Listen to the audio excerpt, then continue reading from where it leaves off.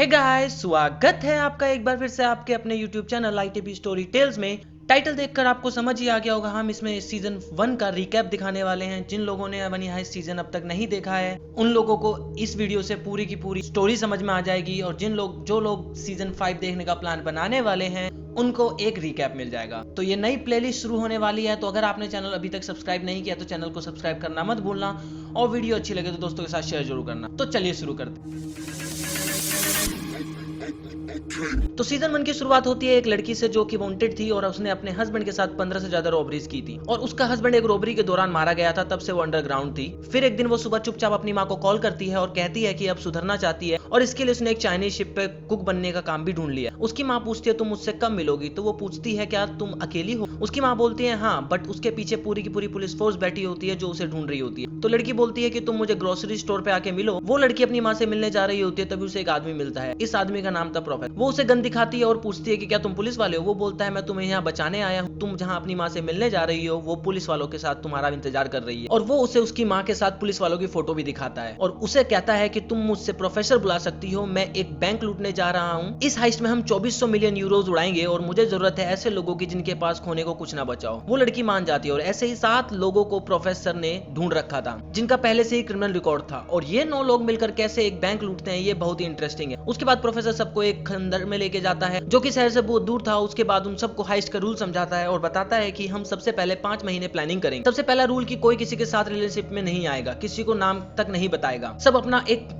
City का नाम देंगे, किसी को किसी के बारे में कुछ नहीं पता होगा। तो इस तरह 8 लोगों का नाम सिटीज के नाम पे रखा जाता है। तो वो लड़की अपना नाम चुनती है टोक्यो। उसके बाद आता है बर्लिन जिसने 27 रॉबरीज की थी, देन मॉस्को एंड डेनवर जो बाप बेटे थे, रियो जो कि हैकर था, ओस्लो एंड हेलसिंकी जो कि ट्विंस थे, last but not the least Nairobi. उसके बाद उन्हें एक बताता है कि वो हाइस्ट करने वाले हैं रॉयल मिंट ऑफ स्पेन में। ये स्पेन का एक बैंक है। उसके बाद कहानी सीधा टाइम जंप करके 5 महीने बाद पहुंचती है जहां ये लोग बैंक लूटने जा रहे होते हैं। तो बैंक रॉबरी के लिए सबसे जरूरी था बैंक में घुसना। उसके लिए ये टीम बनाते हैं। एक टीम जाती है जहां पे रॉबरीज के लिए जरूरी सारे हथियार मिलते हैं, और दूसरी टीम एक जगह पहुंचती है जहां 2 टर्न्स आते हैं। वहां मॉस्को उतर के एक रास्ते को बंद करके डाइवर्जन क्रिएट करता है, क्योंकि वहां से म्यूजियम में कुछ इंपॉर्टेंट चीजें पहुंचने वाली थी, जैसे कि एक्सप्लोसिव प्रोटेक्शन का सामान। उसके बाद वहां एक कंटेनर आता है जिसके आगे और पीछे एक पुलिस वाली गाड़ी चल रही होती है, और वो आकर रास्ता बंद देखकर रुक जाते हैं। उसके बाद पुलिस वाले हेडक्वार्टर को कांटेक्ट करने की कोशिश करते हैं, मगर मॉस्को वाली टीम ने पहले वहां जैमर लगाए हुए थे, वो लोग हेडक्वार्टर में भी कांटेक्ट नहीं कर पाते। उसके बाद सभी लोग बंदूकें लेके पुलिस वालों को घेर लेते हैं। उनमें से एक एक पुलिस वाले को लोग बंदी बना लेते हैं, और उनकी ड्रेस पहन के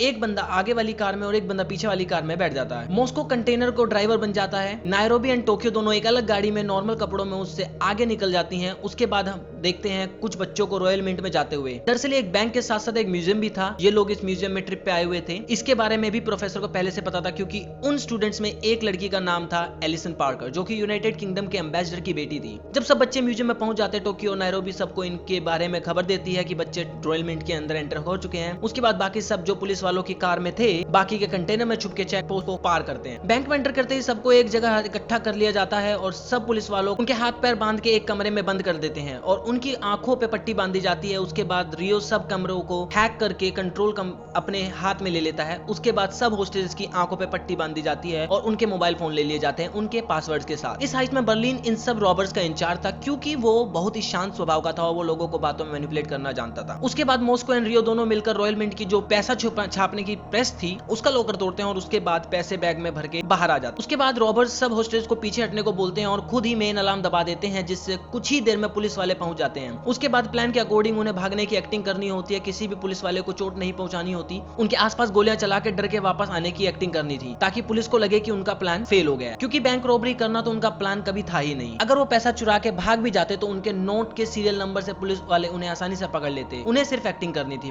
बट उस गोलीबारी में रियो के सर से पास से एक गोली छू कर चली जाती है, जिस पे टोक्यो अपना आपा खो देती है और गुस्से में पुलिस वालों पे गोलियां चला देती है। प्लान में नहीं था, बट सब लोग वापस अंदर पहुंच जाते हैं और एपिसोड वहीं पे खत्म हो जाता है। नेक्स्ट एपिसोड वहीं से शुरू होता है जहां सब गैंग के लोग टोक्यो से नाराज होते हैं कि उसने ऐसा क्यों किया। वहीं बाहर बैठा प्रोफेसर जो बाहर हाइस्ट को ऑपरेट कर रहा होता है वो भी उससे नाराज हो जाता है। वहीं दूसरी तरफ सारा पुलिस फोर्स रॉयल मिंट के बाहर पहुंच जाता है और उन्हें चारों तरफ से घेर लेता है। वहीं Roberts and professor analogue signal का यूज कर रहे होते हैं बात करने के लिए, ताकि किसी को पता ना चले कि उनकी बाहर किसी से बात हो रही है। वहीं रियो एम्बेसडर की बेटी एलिसन पार्कर को एक अलग कमरे में ले जाके बंद कर देता है और उसके बाद पुलिस की तरफ से रेकेल उन रॉबर्ट्स से बात करती है। बर्लिन उस कॉल को प्रोफेसर को ट्रांसफर करता है। प्रोफेसर वॉइस मॉड्यूलेशन का इस्तेमाल करके अपनी आवाज बदल कर उनसे बात करता है। उसके बाद प्रोफेसर पुलिस वालों से एक हेलीकॉप्टर की डिमांड करता है और एकदम शांत रहता है और ऐसे दिखाता है कि उन्होंने पूरी तैयारी कर रखी है और पुलिस वाले इस बात पे विश्वास भी कर लेते हैं कि ये बंदा इतना शांत है तो इन्होंने कुछ बड़ा सोच रखा है। उसके बाद रॉयल मिंट के अंदर वो लोग सब होस्टेजेस को जबरदस्ती रॉबर जैसे कपड़े पहनाते हैं और उनके जैसे ही मास्क पहना के बोलते हैं। उसके बाद यूके के एम्बेसडर का दबाव आता है कि कुछ पुलिस वाले अंदर जाएं और उसकी बेटी को बाहर निकाल के लाएं। और इसकी तैयारी भी प्रोफेसर ने पहले से कर रखी थी। उसे पता था कि पुलिस वाले 4 जगह से अंदर आने की कोशिश करेंगे और वो शुरुआत लोड एरिया से करेंगे। तो उन्होंने सबको एक जैसे कपड़े इसलिए पहनाए थे ताकि पुलिस रॉबर्स और होस्टेजेस में फर्क ना पता कर पाए और उन्हें ये पता ना चले कि उनके कितने रॉबर्स हैं। और ऐसा ही होता है, जैसे पुलिस लोड एरिया में ड्रिल करके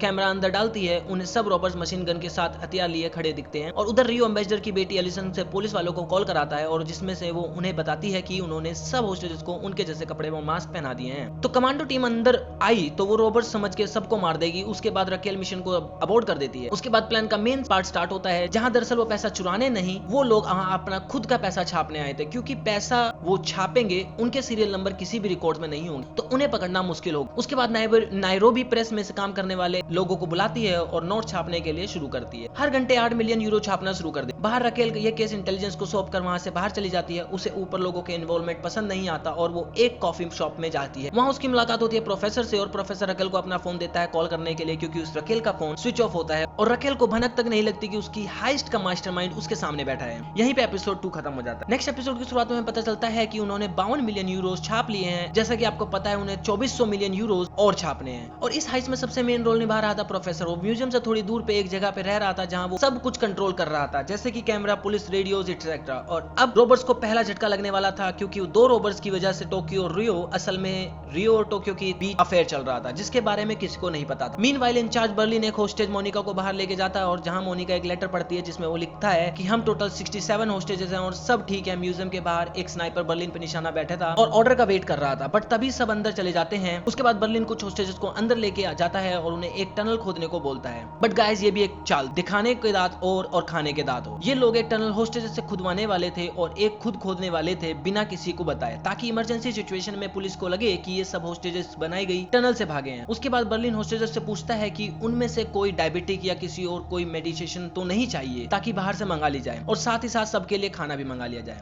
और उसके बाद बर्लिन सब कुछ परमिशन देता है कि वो सब अपने मोबाइल से एक मैसेज रिकॉर्ड करके भेज सकते हैं अपनी फैमिली को, ताकि वो बता सके कि वो ठीक है। अब यहाँ जब रियो एलिसन को लेके जाता है तो वहाँ वो वीडियो नहीं बना पाती, वो कॉन्शियस हो जाती है। रियो उसे शांत करता है, बट लड़की तो लड़की होती है, उसके दिमाग में आसानी से कुछ घुसता नहीं है। टोक्यो को जलन होने लगती है और टोक्यो को गलतफहमी ना हो इसलिए जल्दबाजी में रियो एलिसन का फोन वहीं छोड़ देता है और मौका देख के एलिसन अपना फोन उठा लेती है और इंटरनेट स्टार्ट करती है। जैसे ही फोन कनेक्ट होता है पुलिस वालों को नोटिफिकेशन मिल जाती है, तो पुलिस वाले एलिसन का फोन हैक करके उसके रियर कैमरा और फ्रंट कैमरा रिकॉर्डिंग शुरू कर देते हैं। तभी रियो का ध्यान एलिसन पे जाता है और वो उससे फोन लेके तोड़ देता है, बट तब तक उसका चेहरा कैमरे में रिकॉर्ड हो चुका था और पुलिस को रियो के चेहरा दिख चुका था। फाइनली पुलिस वाले खुश थे कि उन्हें फाइनली कोई तो लीड मिली। उसके बाद रकेल को उसके सीनियर्स का कॉल आता है कि वो फिर से रॉबरी केस को टेक ओवर करे और दूसरी तरफ म्यूजियम में उसका मैनेजर आर्थुरो और एक बंदा जो टनल खोद रहे थे वो एक चेक करते हैं कि रॉबर्ट्स के पास क्या क्या हथियार हैं। तो उन्हें बहुत सारे एमिनेशंस और प्लास्टिक एक्सप्लोसिव देखने को मिलते हैं। इनका और भी कुछ प्लान था, बट वो क्या था आगे पता चलेगा। इंस्पेक्टर रकेल वापस कैंप पहुंचती है और वापस चार्ज लेती है और एलिसन के फोन की रिकॉर्डिंग वीडियो चलाने को बोलती है, जिसमें उसे सबके फोन वाले वॉल पर लगाए हुए दिख। उसके बाद वो दिमाग लगा के प्रोफेसर को फोन लगाती है। प्रोफेसर सबसे पहले डिमांड करता है कि उसे खाना और मेडिकेशन चाहिए होस्टेजेस के लिए। इंस्पेक्टर उनकी रिक्वेस्ट एक्सेप्ट करती है और उसे बोलती है कि उसके पास म्यूजियम के अंदर की इमेजेस हैं और उसे उनके बंदे के बारे में भी पता चल गया है। जल्दी उनकी लोगों को भी पता चल जाएगा। वो बोलती है कि मैं तुम्हें सिर्फ एक ऑफर देती हूँ, अगर तुमने सरेंडर किया तो मैं गारंटी लेती हूँ कि तुम्हें सिर्फ 8 साल की सजा सुनाई जाएगी और तुम्हारे पास कोई प्लान भी नहीं बचेगा अगर मैंने तुम लोगों को ढूंढ लिया तो। मगर प्रोफेसर कॉन्फिडेंटली जवाब देता है कि then we will activate the plan C, यानी कि प्रोफेसर ने सब कुछ पहले से ही सोच कर रखा हुआ था। अब इंस्पेक्टर उन्हें अंडरएस्टिमेट कर रही थी। उसके बाद आर्थुरो म्यूजियम का मैनेजर अपनी असिस्टेंट मोनिका को बताता है कि उसके ऑफिस में एक फोन है जिसके बारे में उन्हें नहीं पता, तुम जाके वो फोन लेके आओ, मैं पुलिस को कांटेक्ट करूंगा। और दूसरी तरफ प्रोफेसर बर्लिन को ऑर्डर देता है कि जिसने भी वो फोन एक्टिवेट किया था उसे ढूंढो, पुलिस के पास अंदर की जानकारी पहुंच गई है। बर्लिन गुस्से में सब होस्टेजेस से पूछता है कि वो फोन किसका था और किसने एक्टिवेट किया है, मगर कोई आगे नहीं आता। बर्लिन एक बूढ़े आदमी को सबके सामने अपने अपने कपड़े उतरवाने को बोलता है। बट रहम खाकर रियो बर्लिन को बताता है कि एलिसन ने फोन एक्टिवेट किया था, तब उसका ध्यान नहीं था। बर्लिन गुस्से में आके हेलसिंकी और ओस्लो को ऑर्डर देता है कि उसे सबक सिखाओ ताकि आगे से ऐसी गलती ना हो पाए, और उसे बेरहमी से पीटते हैं। दूसरी तरफ पुलिस को रियो की फोटो का बायोडेटा मिल जाता है और वो उस बायोडेटा को सब टीवी चैनल्स पे चला देते हैं। उसके बाद रॉबर्ट्स की डिमांड की हुई चीजें अंदर भिजवा दी जाती है और सामान मिलते ही दरवाजे बंद कर दिए जाते हैं। दूसरी तरफ मोनिका मौका मिलते ही आर्थुरो के ऑफिस से मोबाइल निकाल लेती है। उसके बाद इंस्पेक्टर लंच ब्रेक के लिए कार में जाती है। वहां फिर से प्रोफेसर से वहां मिलता है और गाइस कसम से मुझे यहाँ लगता है कि तब खत्म हो गया, क्योंकि इंस्पेक्टर प्रोफेसर थोड़ी बातें करते हैं और उसे एक फोन आता है जिससे पता चलता है कि दूसरे साथी के बारे में भी उन्हें पता चल गया है, और वो अपने फोन पे आई हुई इमेज खोल के देखती है तो प्रोफेसर रकेल के फोन में झांकने की कोशिश करता है। तो इंस्पेक्टर उसे गुस्से में पकड़ के अरेस्ट करती है और कहती है कहाँ है वो प्रोफेसर। प्रोफेसर को लगता है कि वो पकड़ा गया, बट इंस्पेक्टर पूछती है कि रिकॉर्डर कहाँ है, तुम कौन से न्यूज चैनल से हो जो मुझे बार बार फॉलो कर रहे हो। बट प्रोफेसर अपनी आइडेंटिटी सेल्वा बता के बार के मैनेजर की मदद से अपने आप को छुड़ाता है। इंस्पेक्टर गुस्से में वहां से चली जाती है। वहीं म्यूजियम में मोनिका के मेडिकेशन में अबॉर्शंस की पिल मंगाई थी क्योंकि वो आर्थुरो के बच्चे की मां बनने वाली थी। आर्थुरो पहले से शादीशुदा था और उसका मोनिका के साथ अफेयर चल रहा था। डेनवर उसे पिल देता है पर उसे अबॉर्शन ना करने की सलाह भी देता है। तभी बर्लिन वहां आता है और मोनिका को वहां से जाने को बोलता है। जैसे ही मोनिका जाने लगती है उसके छुपाए हुए फोन में एक मैसेज आता है और उसकी आवाज डेनवर और बर्लिन सुन लेते हैं। बर्लिन उसे फोन लेता है और डेनवर को बोलता है कि इसे मार डालो। अब बर्लिन अपना असली रंग दिखाने लगा था और प्रोफेसर का रूल तोड़ने लगा। प्रोफेसर का ये रूल था कि किसी भी होस्टेज को मारना नहीं है और ना ही किसी को चोट पहुंचानी है। डेनवर मोनिका को बाथरूम में ले जाके एक गोली मारता है, लेकिन उसके पैर में, क्योंकि मोनिका को मारना नहीं चाहता। थाई पे गोली मारने से बहुत सारा खून निकलता है ताकि सबको लगे कि उसने उसे मार दी। उसके बाद डेनवर उसे लॉकर में छुपा देता है एंड बर्लिन को लगता है कि वो मारी गई। उधर टोक्यो देखती है कि रियो बहुत ज्यादा जख्मी है। उसके बाद वो गुस्से में आके गोली मारती है और 3 कैमरे तोड़ देती है। कैमरे में प्रोफेसर को धमकी भी देती है कि किसी ने अगर फिर से रियो को छुआ तो वो उसे भी गोली मार देगी। बट प्रोफेसर उन्हें एक बात बोलता है कि तुम दोनों की लव स्टोरी का हमें भी पूरी दुनिया को पता चल चुका है। तुम दोनों की तस्वीरें सब न्यूज चैनल्स पे सर्कुलेट हो रही है और तुमने हमारे एस्केप प्लान को बर्बाद कर दिया है। प्रोफेसर टेंशन में आ जाता है। पुलिस को टोक्यो की फोटो मिलती है म्यूजियम की पुरानी फुटेज से, जहां रियो और टोक्यो दोनों म्यूजियम देखने गए थे। तब इन दोनों के चेहरे सामने आते हैं और एपिसोड वहीं पे खत्म हो जाता है। नेक्स्ट एपिसोड की शुरुआत में रकल प्रोफेसर को कॉल करती है और उसे सरेंडर करने को बोलती है। तब प्रोफेसर उसे बोलता है कि बचपन में चोर पुलिस का खेल खेला है,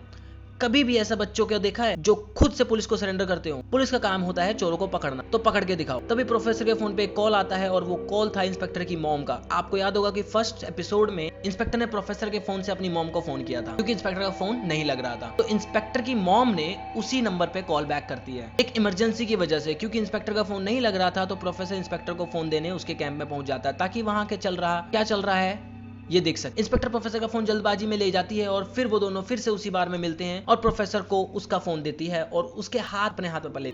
समझ रहे हो? लोंडे का प्लान तो कहीं और चल रहा है। हमें यहाँ दिखता है कि अब इंस्पेक्टर प्रोफेसर की तरफ अट्रैक्ट हो रही है। वहीं दूसरी तरफ बर्लिन सब रॉबर्ट्स को ये बताता है कि मोनिका को डेनवर ने उसके ऑर्डर पे मारा है। ये सुनकर डेनवर का बाप मॉस्को ये सुन पड़ जाता है क्योंकि उसके बेटे ने एक खून किया है। वो बाथरूम में जाकर देखता है तो डेनवर खून साफ कर रहा होता है। ये देख के मॉस्को को पैनिक अटैक आता है और वो जमीन पे गिर जाता है। उसके बाद मॉस्को गुस्से में खुद को सरेंडर करने के लिए म्यूजियम के दरवाजे खोल देता है, बट तभी डेनवर वहां आके उसका मुंह छुपाता है और पुलिस उसका चेहरा नहीं देख पाती। दरवाजा फिर से बंद कर दिया जाता है और डेनवर मॉस्को को बोलता है कि उसने मोनिका को नहीं मारा, वो जिंदा है। बट ये बात बर्लिन को मत बताना। उसके बाद डेनवर अपने पिता को खुली हवा में ले जाने के लिए सब होस्टेजेस को मास्क पहनाता है और नकली गन लेके होस्टेज और मॉस्को के साथ टेरेस पे जाता है और वहां दोनों मोनिका की बात कर रहे होते हैं। मोनिका का नाम सुनकर आर्थुरो गुस्से में आ जाता है और वो मॉस्को और डेनवर से झगड़ने लगता है। कसम से गाइस, ये आर्थुरो इस सीरीज का सबसे इरिटेटिंग कैरेक्टर है। तभी मॉस्को की नजर स्नाइपर पे पड़ती है और वो सबको घुटनों पे बैठने को बोलता है ताकि स्नाइपर्स को लगे कि वो होस्टेजेस हैं और आर्थुरो अकेला ही स्नाइपर की तरफ पीठ दिखा के खड़ा होता है। स्नाइपर को लगता है कि वो रॉबर्स है क्योंकि बाकी सब नीचे बैठे थे। तो इंस्पेक्टर उसे मारने का ऑर्डर दे देती है और स्नाइपर आर्थुरो पे गोली मार देता है। आर्थुरो गोली लगते ही गिर जाता है और उसके चेहरे से मास्क हटता है। पुलिस को अपनी गलती का एहसास होता है और उन्होंने एक होस्टेज को मारा है। यहीं पे एपिसोड खत्म होता है। उसके बाद नेक्स्ट एपिसोड की शुरुआत में हम देखते हैं कि डेनवर और मॉस्को आर्थुरो को नीचे लेके जाते हैं, उसे टेबल पे लिटाते हैं। उसे लगता है कि वो नहीं बचेगा। वहीं बाहर की सिचुएशन बहुत अलग थी। सब न्यूज चैनल पर रकेल छाई हुई थी कि उसने एक होस्टेज को गोली मार दी, बट प्रोफेसर ने इसके लिए भी प्लान किया हुआ था। उसने सब रॉबर्ट्स को पहले ही मेडिकल ट्रीटमेंट करना सिखाया था। नाउ इंस्पेक्टर पे काफी प्रेशर था क्योंकि उसने गलती की थी, बट एक पुलिस वाला रकेल की गलती अपने सर पे लेने के लिए तैयार हो गया था। रकेल को राहत की सांस लेती है और फिर वो प्रोफेसर को कॉल लगाती है और एक्चुअली में यहाँ से सीरीज अपना स्पेस पकड़ना शुरू करती है। स्टोरी से कनेक्ट करती रखती है, क्योंकि यहाँ से सीरीज में ट्विस्ट एंड टर्न शुरू होते हैं। कॉल उठाते ही प्रोफेसर इंस्पेक्टर से पूछता है कि एक होस्टेज को क्यों मारा। इंस्पेक्टर बोलती है कि एम्बुलेंस रेडी है, जख्मी होस्टेज को बाहर आने दो। प्रोफेसर मना कर देता है, बट वो इस बात के लिए एग्री हो जाता है कि मेडिकल टीम में रॉयल म्यूजियम में आ सकता है, सिर्फ 2 सर्जन और 1 नर्स को ही अंदर भेज सकते हैं। उधर डेनवर अपने पिता मॉस्को को मोनिका के पास ले जाता है, बट वो इस जगह पे नहीं थी।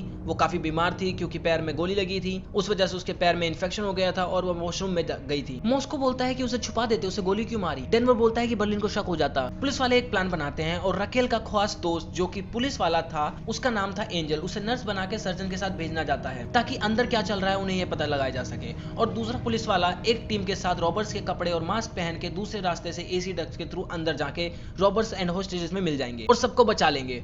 और इस मूवमेंट पे लगता है कि अब पुलिस वाले कुछ करेंगे और उन्हें पकड़ लेंगे। अब खेल खत्म। अब एंजल सर्जन के साथ नर्स बन के अंदर जाता है और वो सोचता है कि उसे कोई पहचान नहीं पाएगा, बट मास्टरमाइंड तो बाहर, जो कैमरों के जरिए म्यूजियम के हर कोने पे नजर रखे हुए था। बर्लिन होस्टेज के साथ उन्हें रिसीव करने आता है और होस्टेज के आगे और खुद पीछे खड़ा होता है। उसके बाद प्रोफेसर कैमरे में इंस्पेक्टर एंजल को पहचान लेता है और बर्लिन को कॉल करके बताता है। प्रोफेसर ने बर्लिन को पहले ही बताया था कि ऐसी सिचुएशन में क्या करना है। प्रोफेसर बर्लिन को बोलता है कि ये जो समय है सबसे क्रूशियल समय है और बर्लिन बोलता है ओके।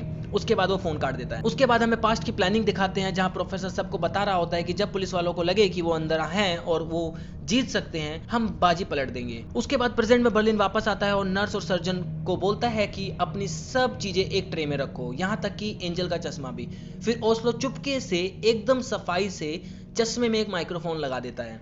तब तक बर्लिन ने तीनों को बातों में उलझा के रखा था। वो माइक्रोफोन कनेक्ट था सीधा प्रोफेसर से और प्रोफेसर को यह भी अंदाजा था कि पुलिस वाले रॉबर्ट्स के कपड़े और मास्क पहन के अंदर घुसने की कोशिश जरूर करें। प्रोफेसर खुश था कि अब वो पुलिस वालों से एक कदम आगे रहेगा, क्योंकि अब उन्हें पहले से ही पता होगा कि पुलिस वाले क्या करने वाले। और इसी एपिसोड खत्म हो जाता है। नेक्स्ट एपिसोड की शुरुआत में हम देखते हैं कि एंजल और डॉक्टर ऑर्थरो का इलाज करने जा रहे होते हैं और एक रॉबर ने पहले से ही होस्टेज को बता रखा था कि उन्हें अपनी गन्स हर वक्त उन तीनों की तरफ रखनी है। डॉक्टर इलाज कर रहे होते हैं और एंजल इधर उधर देख रहा होता है ताकि उसे कुछ पता चल सके। एंजल एक टाइमर लगाता है घड़ी में 25 मिनट का, और जब बर्लिन उससे पूछता है कि ये टाइमर क्यों था तो उसे बताता है कि एनेस्थीसिया के लिए, बट असल में उस टाइम के अंदर पुलिस वाले एसी डक्ट के थ्रू अंदर आने वाले थे और ये बात प्रोफेसर को पता लग जाती है। दूसरी तरफ रियो एलिसन पार्कर से बात करने जाता है और इस बार भी वो बेवकूफी कर देता है और लोडेड M60 गन एलिसन के पास भूल जाता है। और जब वो वापस आता है तो एलिसन उस पर गन तान देती है, बट रियो के पास एक एक्स्ट्रा गन थी और वो किसी तरह एलिसन से M16 गन ले लेता है और इस बार उसे बांध के रखता है। दूसरी तरफ ऑर्थरो की गोली निकाल दी जाती है और पुलिस को रॉबर्ट्स के साथ शामिल होने में सिर्फ 5 मिनट बाकी थे और तभी अब प्रोफेसर का कॉल बर्लिन को आता है और उन्हें प्लान बी एक्टिवेट करने को बोलता है। और प्लान बी में वो लोग अपने मास्क चेंज कर देते हैं और अब पुलिस वालों के पास जो मास्क हैं वो पुराने वाले हैं और रॉबर्ट्स के पास न्यू मास्क। तो अब अगर वो रॉबर्ट्स के साथ शामिल होते हैं तो वो पकड़े जाएंगे। और प्लान मतलब हर चीज को बारीकी से प्लान किया। अब नए मास्क देख के एंजल को टेंशन हो जाती है और वो जल्दी से जल्दी बाहर जाना चाहता है क्योंकि उन्हें इन्फॉर्म कर सके, उन्हें अंदर घुसने से रोक सके। बट क्योंकि उन्होंने अंदर जैमर लगा रखे थे तो रकेल पुलिस वालों से ढंग से बात नहीं कर पा रही होती है और उनकी आवाज कट रही होती है। बट बार बार अबाउट बोलने की वजह से पुलिस वाले समझ जाते हैं कि मिशन अबॉर्ट हो गया है और वो वापस आ जाते हैं। एक बार फिर से प्रोफेसर ने पुलिस वालों को मार दी। और उधर दूसरी तरफ नायरोबी को भी पता चल जाता है कि मोनिका मरी नहीं है और वो भी डेनवर और मॉस्को को मदद करती है। मोनिका के पैर की गोली निकाली जाती है और यहाँ से मोनिका और डेनवर के बीच में प्यार शुरू हो जाता है। अब प्रोफेसर बर्लिन और सबको रिलैक्स होने के लिए बोलता है क्योंकि सब कुछ प्लान के अकॉर्डिंग हुआ था और अब उन्हें बस पुलिस वालों से आगे रहना था। फिर हमें पास्ट में ट्रेनिंग का टाइम दिखाया जाता है और प्रोफेसर टोक्यो से बात कर रहा होता है और प्रोफेसर टोक्यो को बता रहा होता है कि ये जो रॉबरी का प्लान है ये उसका नहीं है, ये किसी और का। और ये प्लान किसका है ये हमें आगे पता चला। इंस्पेक्टर और सब इंस्पेक्टर शॉक कि उन्होंने इतनी तैयारी की थी और उनकी बातें प्रोफेसर सुन सकता था क्योंकि सब इंस्पेक्टर एंजल के चश्मे में उन्होंने एक माइक्रोफोन फिट कर दिया था। उसके बाद रकेल दिमाग चलाती है और सबसे बोलती है अगर उन्होंने प्लानिंग की है तो प्लानिंग के लिए म्यूजियम में पहले भी आए हो। वो 2 लोगों का पता लगा चुके हैं, बट अब कोई और आया है हो या जिस पे शक हो और कोई क्लू मिल जाए तो केस क्रैक हो सकता है। तो रकेल बोलती है सीसीटीवी फुटेज फिर से चेक करो और पुलिस वाले अब रेस्ट लेते हैं क्योंकि रॉबर्ट्स और होस्टेजेस तो आराम से रात को सो जाते हैं, बट पुलिस वाले 30 घंटे से नहीं सोए थे। उसी रात हमें पता चलता है कि बर्लिन को किसी तरह की बीमारी है जिसकी वजह से उसके हाथ पैर कांपते हैं, पर बीमारी क्या है वो आगे पता चलता है। अब तक रॉबर्ट्स ने 172 मिलियन छाप चुके थे 33 घंटों में, तो वो लोग वहां रखा और टीवी देखने का सोचते हैं, पर प्रोफेसर ने टीवी चलाने से मना किया था, बट वो लोग नहीं सुनते और टीवी स्टार्ट करते। तो शुरू में तो कई लोगों को रॉबर्ट्स की बहादुरी की और पुलिस वालों को नाको चने चबाने के लिए तारीफ कर रहे होते हैं। उन्हें largest heist of the history का भी अवार्ड दे दिया जाता है, बट तभी स्क्रीन पे रियो के माँ बाप आ जाते हैं और वो क्योंकि रियो को फोटो सभी न्यूज चैनल पे चली थी तो उन्हें भी पता चल गया था। तो वो न्यूज चैनल पे रियो को वापस आने के लिए बोल रहे होते हैं और वो बहुत परेशान भी दिख रहे होते हैं। इसलिए प्रोफेसर ने टीवी लगाने से मना किया था, क्योंकि अगर प्लान में शामिल लोगों में से एक भी इमोशनल या मैनिपुलेट हो जाता है तो रॉबरी फंस और वो लोग पकड़े जा सकते हैं। और वो सब देख के रियो उदास जरूर होता है बट बाहर नहीं जाता। और दूसरी तरफ पता चलता है कि सब इंस्पेक्टर एंजल, जो कि रकेल के साथ बेस्ट फ्रेंड था, वो रकेल से प्यार करता था और रकेल ने उसे फ्रेंड जोन कर दिया था। मैं बता रहा हूँ, ये अपने यहाँ ही नहीं बाहर भी यही चल रहा है गाइस, लड़कों का वहां भी कट ही रहा है। एंजल इंस्पेक्टर रकेल को कॉल करता है और उसे अपने दिल की बात बताने की कोशिश करता है। पैशन देख लो लौंडे का, हिम्मत अभी भी बरकरार है। और रकेल, जिसका डिवोर्स हो चुका है और वो 8 साल से अकेली थी, वो फिर से एंजल को इग्नोर करती है। फिर रकेल की मॉम उसे बोलती है कि वो आदमी कौन था कैफे वाला जिसने तुम्हारी हेल्प की थी और वो मेरा फोन लेके हाइस्ट तक पहुंच गया था सिर्फ तुम्हें फोन देने। रकेल की मॉम यहाँ प्रोफेसर की बात कर रही थी और उसकी मॉम उसे सलाह देती है कि उसे प्रोफेसर के साथ डेट पे जाना चाहिए। और रकेल को प्रोफेसर ने अपना नाम सेल्वा बताया था और सेल्वा की बात सुन के रकेल के चेहरे पे भी स्माइल आ जाती है। उधर म्यूजियम में टोको बर्लिन पे गुस्सा थी, क्योंकि उसने हाइस्ट का पहला रूल तोड़ा था कि वो किसी को भी नहीं मारेंगे। वो बर्लिन पे बंदूक तान देती है और उसे कहती है कि वो अभी प्रोफेसर को कॉल करके और उसे बताए कि उसने मोनिका को मार दिया है। क्योंकि ये बात सिर्फ 3 लोग ही जानते थे कि मोनिका मरी नहीं जिंदा है, तो बर्लिन ये बात प्रोफेसर को बता देता है और प्रोफेसर को इस बात से बहुत दुख होता है। इस गलती की बर्लिन को आगे बहुत बड़ी कीमत चुकाने पड़ने वाली थी। और ये रकेल को सुबह सुबह फोन आता है कि उन्हें सीसीटीवी फुटेज में कुछ मिला है। और जब वो वहां पहुंचती है तो देखती है कि रियो और उस टोक्यो जिस गाड़ी से म्यूजियम में गए थे रिकॉर्ड हो जाते हैं। तो रकेल उस चाबी से पता लगवाती है कि वो कौन सी कार है, कितनी महंगी पुरानी है, और वो कार थी 1989 से 1996 के बीच की। और उस कार से कार के मालिक की जानकारी और कार से फिंगरप्रिंट्स भी मिल सकते थे। रकेल उस कार को ढूंढने के लिए ऑर्डर देती है और ये सब बात प्रोफेसर सुन रहा होता है। वो म्यूजियम में कॉल करके हेल्सिंग को फोन देने को बोलता है और उससे कंफर्म करता है, बट हेल्सिंकी बताता है कि वो कार जंक यार्ड वाले को बेच दी थी। उसके जो 1000 यूरोज मुझे मिले थे वो मैंने रख लिए। जिसपे प्रोफेसर उसे बोलता है कि तुम 2400 मिलियन की प्लानिंग कर रहे थे और तुमने 1000 यूरो के लिए इतनी गिरी हुई हरकत कर दी। और प्रोफेसर फोन रख देता है। प्रोफेसर फोन रख के खुद ही जंक यार्ड जाने के लिए निकलता है ताकि वो कार के ऊपर के फिंगरप्रिंट मिटा सके। तभी इंस्पेक्टर रकेल का फोन प्रोफेसर को आता है कि वो 8 होस्टेजेस को छोड़ने को बोलती है, बट प्रोफेसर उसे टालकर सबूत मिटाने निकल जाता है। वो उस जंकयार्ड में कूद कर घुसता है और गाड़ी ढूंढना शुरू करता है, बट तभी जंकयार्ड का मैनेजर वहां आ जाता है और प्रोफेसर उसे देख के एक रैंडम कार में छुप जाता है। बट मैनेजर उस गाड़ी में उठा के डिस्ट्रॉय करने लगता है, क्योंकि उसे पता होता है कि उसमें कोई छुपा हुआ है। उसके बाद वो प्रोफेसर को नीचे उतारता है और उसके पीछे अपना कुत्ता छोड़ देता है। प्रोफेसर डर के मारे वहां से भाग जाता है और वो फिंगरप्रिंट्स नहीं मिटा पाता। तभी प्रोफेसर को रकेल का कॉल आता है और वो उसे डेट पे बुलाती है, यानी कि वो सेल्वा को डेट पे बुलाती है। और प्रोफेसर भी यही हाँ कर देता है और वो वापस बेस पे पहुंचता है और पुलिस वालों को झूठ मूठ के 8 लोगों को छोड़ने के लिए मान जाता है, बट एलिसन पार्कर को नहीं छोड़ेगा। तो प्रोफेसर पुलिस वालों को एक ऑफर देता है कि वो या तो एक एलिसन पार्कर को छोड़ेगा या 8 होस्टेजेस को। एलिसन यूके के एम्बेसडर की लड़की थी, तो प्रोफेसर को पता था कि वो एलिसन को छोड़ने को बोलेंगे। तो ऐसा ही होता है, सब लोग रकेल को एलिसन पे छोड़ने के लिए बोलते हैं और प्रेशर में आके रकेल एलिसन को छोड़ने की बात करती है। और यही तो प्रोफेसर को चाहिए था। प्रोफेसर उन दोनों की रिकॉर्डिंग मीडिया में लीक कर देता है कि देखो पुलिस वाले कैसे एक हाई प्रोफाइल आदमी की बेटी को बचाने के लिए 8 होस्टेज को मरने के लिए छोड़ रहे हैं। ये सुनकर सबके सामने रकेल की इमेज और भी डाउन हो जाती है और इस बीच प्रोफेसर को समय मिल जाता है कि वो सबूत मिटा सके। इस बार वो पूरी तैयारी के साथ जाता है और तभी वहां इंस्पेक्टर रकेल भी पूरी टीम आ जाती है। बट इससे पहले कि वो कार ढूंढ पाता, प्रोफेसर मेडिकल किट के इस्तेमाल करके सारे फिंगरप्रिंट मिटा देता है और वो बर्लिन को पनिशमेंट देता है क्योंकि उसने मोनिका को मारा है। इसलिए प्रोफेसर बर्लिन के एक रियर जैकेट का बटन को कार में छोड़ देता है ताकि बर्लिन के बारे में भी सबको पता लग सके, क्योंकि उस बटन में बर्लिन के फिंगरप्रिंट्स थे। अभी रकेल वहां पहुंचती है और वो देखती है कि गाड़ी अभी अभी किसी ने साफ की है, कोई तो रॉबर्ट्स के साथ मिला हुआ है जो बाहर है और वो यही कहीं है। रकेल पुलिस वालों को उसे ढूंढने के लिए ऑर्डर देती है, बट प्रोफेसर एक गाड़ी में छुप जाता है और इस पॉइंट पे लगता है कि अब प्रोफेसर पकड़ा जाएगा। बट प्रोफेसर एक भिखारी की गेटअप करके सारा सड़ा हुआ चेहरा और एक रास्ते के कुत्ते को लेके जाने लगता है, पर तभी एक पुलिस वाला उसे रोक के पूछता है, बट प्रोफेसर ऐसा बिहेव करता है कि वो पागल है। उसके बाद प्रोफेसर अपने आप को बचाने के लिए अपने ही पैंट पे पेशाब कर देता है और पुलिस वाला अपनी नाक बंद करके उसे जाने के लिए बोलता है। पुलिस को गाड़ी में बर्लिन के जैकेट का बटन मिल जाता है और रकेल को यह भी शक हो जाता है कि वो भिखारी नहीं कोई और था और वो उसके पीछे जाती है, बट प्रोफेसर गायब हो चुका था। एपिसोड यहीं खत्म हो जाता है। नेक्स्ट एपिसोड की शुरुआत होती है जहां रकेल डिसाइड करती है कि वो किसी भी तरह प्रोफेसर को ढूंढ के रहेगी ताकि रॉबरी खत्म की जा सके। प्रोफेसर अपने बेस पे आके बहुत खुश था, रॉबरी को अब 50 घंटे से ज्यादा हो चुके थे। वहीं न्यूज में रकेल को हेट मिल रही थी क्योंकि उसने एलिसन को चुना। जाहिर सी बात है, प्रोफेसर किसी को भी छोड़ने वाला नहीं था, उसे तो बस लोगों की सिंपैथी अपनी तरफ करनी थी। उसके बाद हमें पास्ट दिखाया जाता है ट्रेनिंग टाइम वाला, जहां प्रोफेसर को सब पूछते हैं कि हम बाहर कैसे निकलेंगे, तो वो बोलता है कि हम एक टनल से। वो पूरा एग्जिट प्लान सबको बताता है कि तुम लोग होस्टेज से एक टनल खोदने को बोलोगे और तुम खुद दूसरी जगह टनल खोदोगे सीक्रेटली, और उसके बारे में किसी को भी पता नहीं चलना चाहिए और उस टनल को पुलिस भी नहीं ढूंढ पाएगी और वो टनल एक सीवेज लाइन से 85 फीट दूर से निकलेगी। वहां से सब लोग बाहर निकल जाएंगे और वो टनल मॉस्को वोल्ट के अंदर खोदेगा और उस वोल्ट का बेस स्टील का है।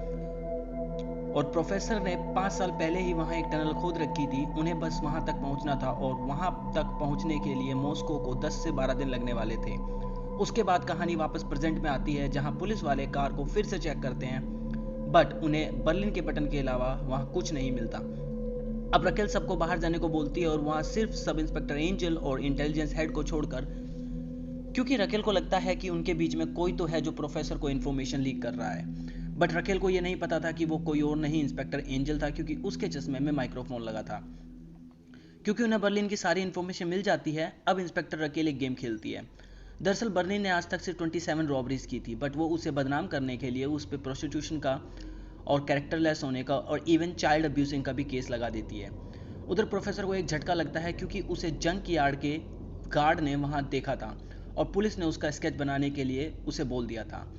अब इस प्रॉब्लम से बचने के लिए प्रोफेसर एक तरकीब निकालता है, वो उस गार्ड की सारी कुंडली निकालता है कि उसकी बेटी कहाँ पढ़ती है और उसकी वाइफ क्या करती है।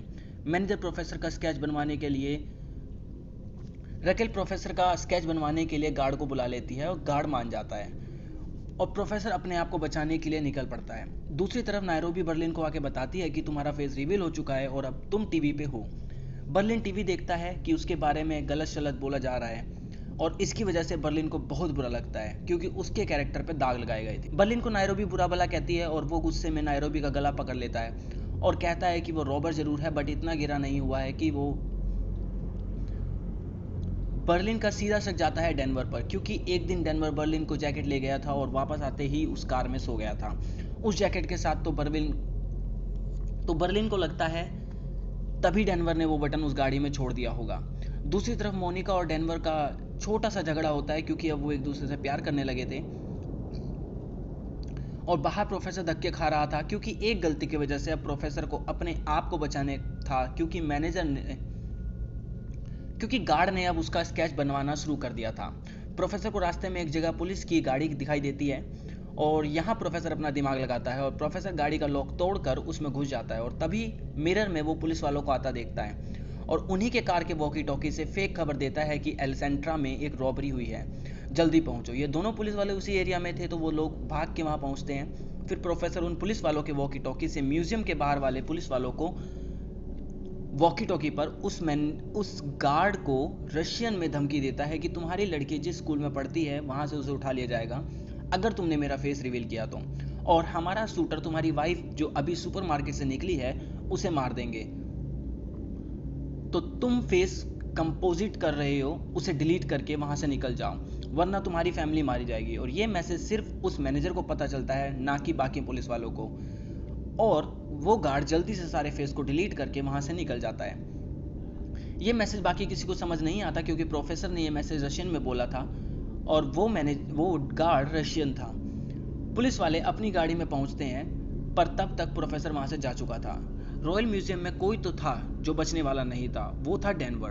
डेनवर पकड़ा जाता है और नायरोबी उसका साथ देती है और डेनवर बर्लिन को बोलता है कि वो उसे अपने कट से 15 मिलियन यूरोस देगा, पर उसे छोड़ दो।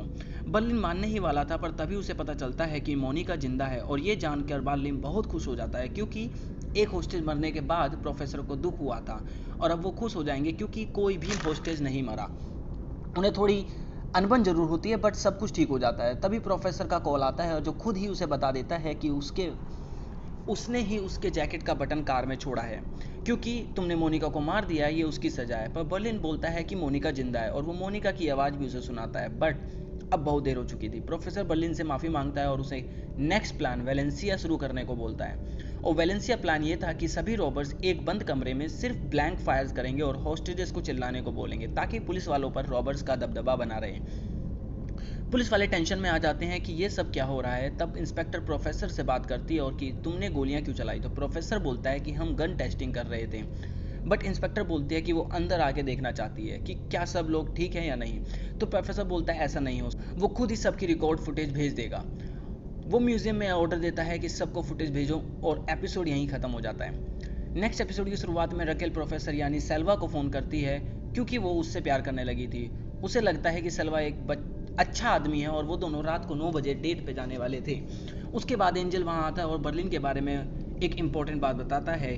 बर्लिन नेट्रोक्सिन नाम की एक दवाई लेता है और वो दवाई मस्कुलर लॉस के लिए ली जाती है और ये बीमारी काफ़ी कम लोगों को होती है और ये दवाई सिर्फ एक जगह पे मिलती है। वो जगह पता लगाया जाता है कि बर्लिन ने वो दवाई कहाँ पे डिलीवर करवाई थी। प्रोफेसर सारी बातें सुन रहा था और एक बार फिर से वो टेंशन में आ जाता है क्योंकि उस दवाई की डिलीवरी बर्लिन ने उनकी ट्रेनिंग बेस पे कराई थी जहां पर सबके फिंगरप्रिंट्स थे और इस सब से फंस सकते थे। तो एक बार फिर से प्रोफेसर को अपना दिमाग लगा के अपनी जान खतरे में डाल के उस फार्मेसी वाले के पास जाना था पुलिस से पहले। और इस बार प्रोफेसर बलि देता है सब इंस्पेक्टर एंजल की और वो कैसे वो आपको अभी पता चल जाएगा। दूसरी तरफ रॉबर्ट सभी होस्टेजेस की वीडियो रिलीज कर देते हैं जो कि उन्होंने पहले से रिकॉर्ड कर रखी थी ताकि पुलिस को शक हो और वो अंदर आने की डिमांड करे। और ऐसा ही होता है, इंस्पेक्टर अंदर आने की डिमांड करती है और प्रोफेसर मान जाता है क्योंकि प्रोफेसर को भी यही चाहिए था। और रकेल अंदर आती है और इंस्पेक्टर ने एक माइक्रोफोन छुपाया हुआ था उसे भी ढूंढ के निकाल लिया जाता है जिस पे रायो लिखा था और ये नाम था रियो का। उसके माँ बाप उसे इसी नाम से बुलाते थे और पुलिस का प्लान था कि वो रियो को इमोशनल ब्लैकमेल करके बाहर निकालेंगे और उससे लालच दिया जाएगा कि तुम्हें कम सजा होगी और तुम सब के बारे में बता दोगे। तो दूसरी तरफ सेल्वा रकेल को दोस्त बनकर सब इंस्पेक्टर एंजल से मिलता है और एंजल को सेल्वा पे पहले से भी शक था। एंजल बोलता है कि तुम जहां वाइन और बियर बनाते हो मुझे वहां पर ले चलो और प्रोफेसर फंस जाता है क्योंकि अब उसकी दो टेंशन थी, पहला तो फार्मेसी वाले से निपटना था और दूसरा एंजल से भी। और रॉयल म्यूजियम में तो कुछ और ही चल रहा था। इंस्पेक्टर सब होस्टेजेस को देख रही होती है तो आर्थुरो एलिसन को बोलता है कि तुम एक जगह छुप जाओ ताकि इंस्पेक्टर को लगे कि एलिसन मर गई है और एलिसन भी छुप जाती है। बट प्रोफेसर कैमरे में सब देख लेता है कि एलिसन कहाँ छुपी है। पर तभी उसके बेस पे इंस्पेक्टर एंजल आ पहुंचता है और प्रोफेसर रॉबर्ट्स को ये नहीं बता पाता कि एलिसन कहाँ छुपी है और वो सब कंप्यूटर एंड इक्विपमेंट ढक देता है और एंजल को अंदर आने देता है। एंजल पूरी जगह को देखता है और उसे क्या शक होता है बट वो कुछ बोलता नहीं है। पर वहां से एक प्रोफेसर का स्पून चोरी कर लेता है और वहां से निकल जाता है और उसके बाद प्रोफेसर जल्दी से कॉल करके एलिसन का पता बता देता है और इंस्पेक्टर का सामने एलिसन को ले जाया जाता है और इंस्पेक्टर वहां से चली जाती है। अब एंजल उस स्पून पे जो फिंगरप्रिंट्स थे उन्हें पुलिस कार पे जो फिंगरप्रिंट्स मिले थे उनसे मैच करने के लिए बोलता है क्योंकि प्रोफेसर की एक फिंगरप्रिंट गलती से उस पुलिस कार पे रह गई थी जब वो जंक यार्ड के गार्ड को धमकी दे रहा था। और अंदर रॉयल म्यूजियम में बर्लिन सबको बता देता है कि उसे एक बीमारी है और इस बीमारी की वजह से वो अब कुछ ही महीने जिंदा रहेगा और तब तक वो बहुत ऐश करना चाहता है। और रियो उस माइक्रोफोन को देखकर पुलिस को फोन करता है और पुलिस खुश हो जाती है कि उनसे कन्विंस करती है कि तुम बाहर आके सबके बारे में बता दो। तो उन्हें ये नहीं पता था कि प्रोफेसर ने इसके लिए भी उन्हें ट्रेन किया था कि पुलिस लालच देगी बट वो सब झूठ होगा क्योंकि लॉज के अकॉर्डिंग तुमने अब तक जितने भी लोग क्राइम करे होंगे उनकी सजा कम से कम उम्र कैद होगी। तो रियो पुलिस वालों को गालियां दे भाग के फोन काट देता है। दूसरी तरफ प्रोफेसर पुलिस वालों से पहले पहुंच के फार्मेसी वाली प्रॉब्लम को भी सुलझा देता है। पुलिस के पहुंचने से पहले ही प्रोफेसर हेलमेट और खाली जैकेट पहन के बाइक से जाता है और गन पॉइंट पर सारे रिकॉर्ड्स चुरा लेता है। और अगर आपको याद है तो पुलिस ने इन रिकॉर्ड के बारे में सिर्फ दो लोगों को पता था, एक इंस्पेक्टर रकेल और दूसरा खुद सब इंस्पेक्टर एंजल का पूछने से पहले ही प्रोफेसर वहां निकल चुका था। अब इंस्पेक्टर एंजल को इस केस से निकाल देते हैं क्योंकि इन रिकॉर्ड्स के बारे में सिर्फ रकेल और एंजल जानते थे। तो रकेल को लगता है कि एंजल ही वो खबरी है जो अंदर की बात रॉबर्ट्स तक पहुंचा रहा है और वो ही उन रॉबर्ट्स से मिला हुआ है। एपिसोड यहीं खत्म हो जाता है और नेक्स्ट एपिसोड में एंजल रकेल को बहुत समझाता है पर वो नहीं मानती। एंजल उसे भी बोलता है कि तुम सेल्वा पर क्यों शक नहीं करती क्योंकि वो प्रोफेसर के काम की जगह पे आ चुका है और तुम उससे मिलती हो। वो जगह एकदम खंडर है और वो वहाँ पर बियर नहीं बनाता, वो सिर्फ दिखावा है, वो वहाँ कुछ और ही करता है। रकेल फिर भी एंजल को निकाल देती है और प्रोफेसर को प्रॉब्लम होने वाली थी बट इतनी नहीं क्योंकि माइक्रोफोन अभी भी एंजल के चश्मे में था। वो सब सुन लेता है और फिर अपने बेस को अच्छे से रिनोवेट करवाता है, वो भी कुछ ही घंटों में पैसे देकर। आज रात 9 बजे क्योंकि रकेल के साथ डेट पे थी, रकेल और Salva as known as professor date पे जाते हैं। अब कहानी में बहुत खतरनाक मोड़ आने वाले थे क्योंकि इनके डेट पे जाने से पहले बहुत कुछ हो जाता है क्योंकि म्यूजियम में मॉस्को जो टनल खोद रहा था जिसे खोदने में 10 दिन लगने वाले थे उसका स्टील का बेस उसने 5 दिन में ही खोद दिया था और अब जो बची थी वो थी मिट्टी जो दूसरे टनल को ज्वाइंट करने वाली थी। मॉस्को ये खुशखबरी सबको देता है और सब लोग खुशी से नाचने लगते हैं। दूसरी तरफ नैरोबी ने तो प्रिंटिंग प्रेस को 24 घंटे चालू रखा था, जिसके चलते उन्होंने अब तक 400 मिलियन यूरोस छाप चुके थे। अब एक बहुत बड़ी प्रॉब्लम आने वाली थी सिर्फ इन दोनों के चलते। इनका नाम था आर्थर और पैब्लो। ये दोनों दूसरे टनल खोद रहे थे जो कि डिस्ट्रैक्शन में काम आने वाला था। वो दोनों वहाँ छोटे मोटे टूल्स जैसे कि स्क्रू ड्राइवर वगैरह ले जाते हैं और इसे बाथरूम में छुपा देते हैं। और इन दोनों का प्लान था कि जो पुलिस वाले और गार्ड शुरुआत में बंदी बनाए गए थे उन्हें आज़ाद किया जाए। दूसरी तरफ पुलिस वालों को एक खबर लगती है कि रॉबर्ट्स के पास जो भी एक्सप्लोसिव है उन्होंने एक एग्जिट डोर पे लगाया है, इवन हर डक के बाहर भी, ताकि कोई भी अगर भागने की कोशिश या अंदर आने की कोशिश करे तो एक्सप्लोसिव फट जाए। प्रोफेसर बर्लिन को कॉल करता है और बर्लिन बोलता है कि यहाँ सब ठीक है। तो प्रोफेसर बोलता है कि वो उन्हें 6 घंटे बाद कॉल करेगा और ये 6 घंटे प्रोफेसर के लिए बहुत मुश्किल होने वाले थे। अब Salva as known as professor and Raquel date पे जाते हैं, यानी कि म्यूजियम में कोई नजर रखने वाला नहीं था। और म्यूजियम में डेनवर और मोनिका इंटीमेट होते हैं और सब कुछ स्मूथली चल रहा था। बट फिर ये दोनों छुपाए हुए टूल्स लेके पुलिस वालों को छुड़ाने निकल जाते हैं। और दूसरी तरफ एंजल की बात सुनकर रकेल भी सेल्वा यानी प्रोफेसर पे शक हो रहा था।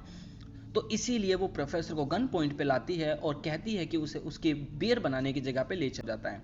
उसके बाद सेल्वा रकेल को वहाँ लेके आ जाता है जहाँ उसने ऑलरेडी रेनोवेट करवा दिया था और एक्चुअल बेस छिपा दिया था, जिससे रकेल का शक दूर हो जाता है।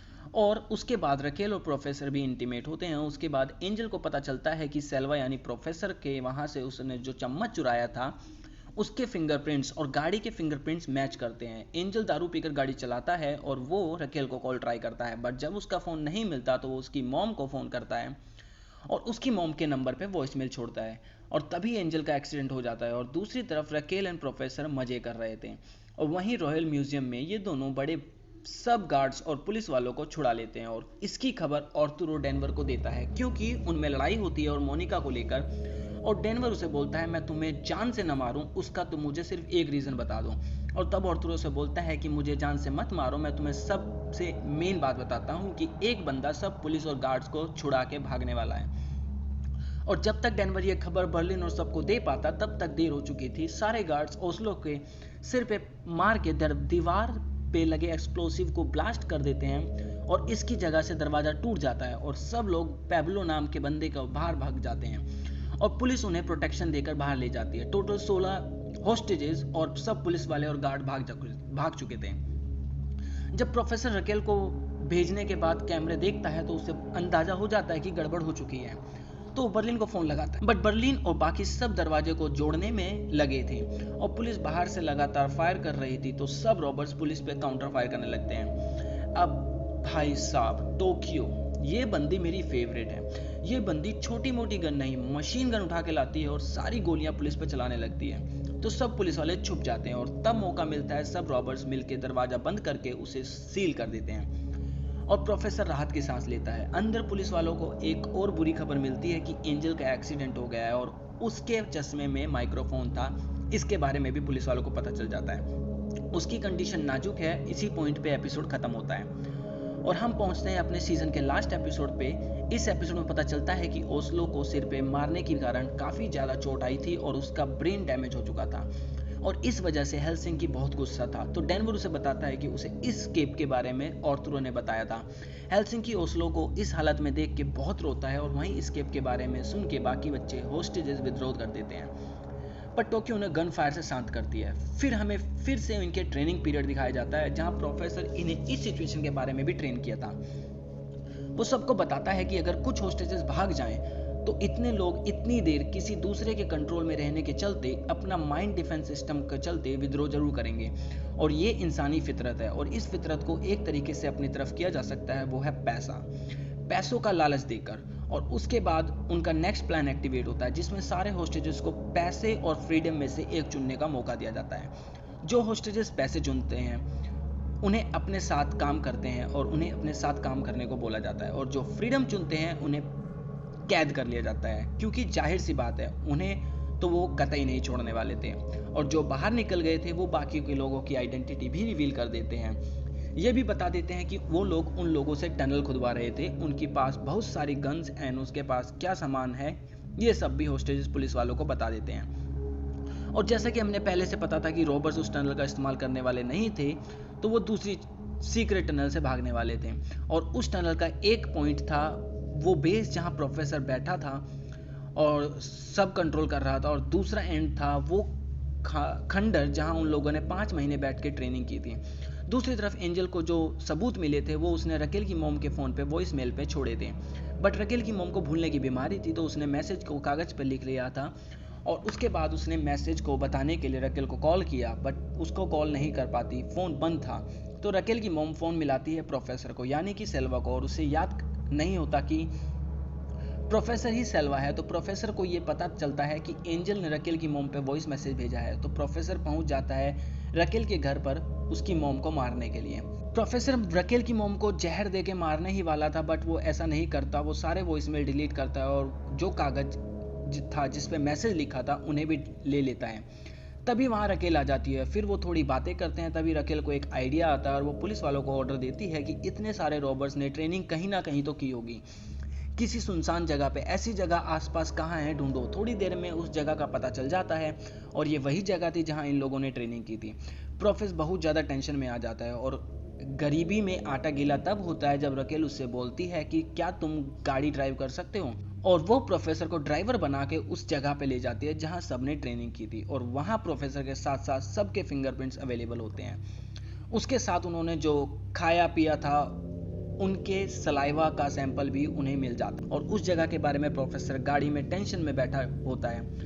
और इसी सस्पेंस के साथ एपिसोड खत्म हो जाता है कि क्या प्रोफेसर पकड़ा जाएगा कि नहीं। बट डोंट वरी, इसका जवाब हमें नेक्स्ट सीजन में हमें मिलेगा। उसके बाद सेकंड पार्ट के फर्स्ट एपिसोड में हमें पता चलता है कि ट्रेनिंग बेस पे जो भी एविडेंस पुलिस को मिले वो सब प्रोफेसर ने पहले से ही प्लान किए थे। वो बहुत स्मार्ट था और उसे अंदाजा था कि पुलिस कैसे भी बेस को ढूंढ लेगी, इसलिए उसने कुछ सबूत वहां छोड़ दिए पुलिस वालों को गुमराह करने के लिए, ताकि उन्हें ये टाइम मिल सके कि पूरी हाइस्ट का मकसद पैसे लेके भागना ही नहीं था, पुलिस से ज़्यादा टाइम को चुराना भी था, ताकि वो लोग उतना ही ज़्यादा पैसा छाप सके।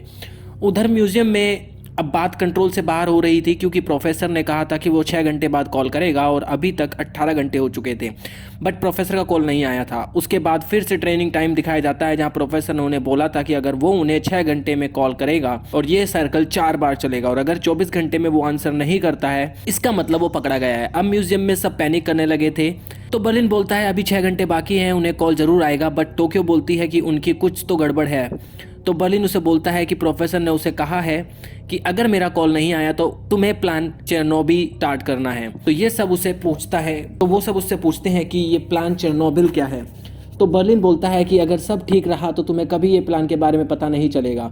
उधर रकेल का एक्स हस्बैंड अल्बर्टो फोरेंसिक का बेस्ट डॉक्टर था और वो वहाँ से कई सुराग ढूंढ निकालता है, जैसे कि चिमनी में से जले हुए कागज और जमीन पे से कुछ सुराग। प्रोफेसर ने प्लान नहीं किया था। उसके बाद जब प्रोफेसर एंड इंस्पेक्टर रकेल बात कर रहे थे तो अल्बर्टो वहाँ आता है और रकेल उससे प्रोफेसर से इंट्रोड्यूस कराती है।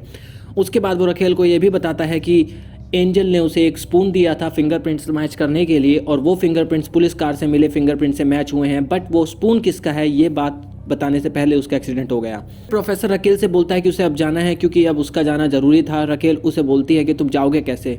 वो बोलता है पैदल चला जाऊंगा, बट अल्बर्टो उसे बोलता है कि वो उसे लिफ्ट देगा।